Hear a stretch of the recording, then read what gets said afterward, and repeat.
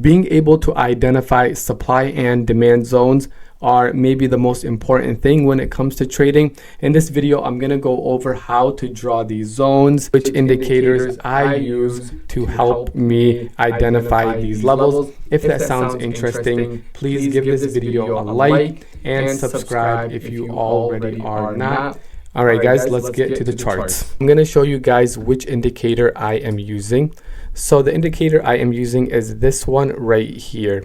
It's called Dynamic Support and Resistance Zones. It is by this creator, Chart Prime.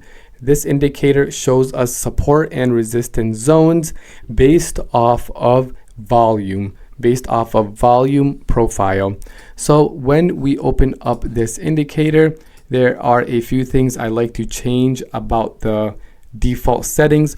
The first one is the number of pivots. I like to keep it at 100. I think it starts at 50 when you first start. And the next one is where it says show support and resistance zone. I want to check this on. And then finally here where it says show distribution overlay, I just check this off. I don't really use it. So then we can say okay, and this indicator will be added to our chart. In this example, we are going to be looking at NVIDIA. So the first thing that I like to do is I go on the daily chart and I turn on my indicator and I highlight the key zones that it gives me. So we can see it gives us this zone up here.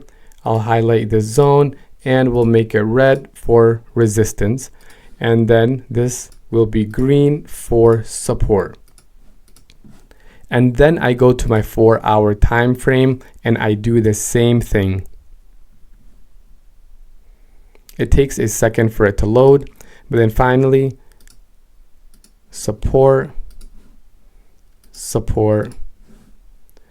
and then I go to my 1-hour time frame.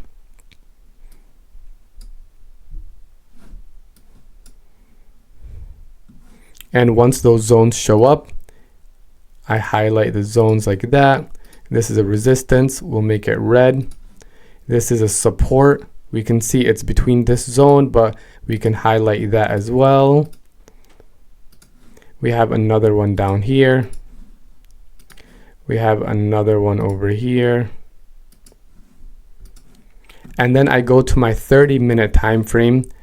And depending on your trading style, you may or you may not use the 30-minute, but it can be helpful sometimes. So depending on the day, I may or may not throw the 30-minute on there, but we'll do it for now. So I throw the 30-minute on there and I change the color of the zone for the 30-minute just so I know this is from a lower time frame.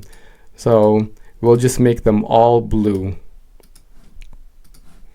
So all the 30-minute zones, will make those blue because these can act as a support level. They can act as some resistance, and it is important to know. And we have one more over here. And then now I turn off the indicator and we can take a look at this chart. This chart looks so much cleaner than it did before we had anything. When we turn this on, we can see these important levels. Like we can see this level right here, where in the past, this level reacted as support for NVIDIA. And once we broke out of this level, it came back and this acted as a resistance level. And if we look back at the charts, we can see that these zones are very important zones. And the reason for this is because buyers stepped in at this area and it became an area of demand. And once we lose these areas, then selling pressure comes in. So we can see NVIDIA for today, you could have taken a really great trade once we came and tested this support zone.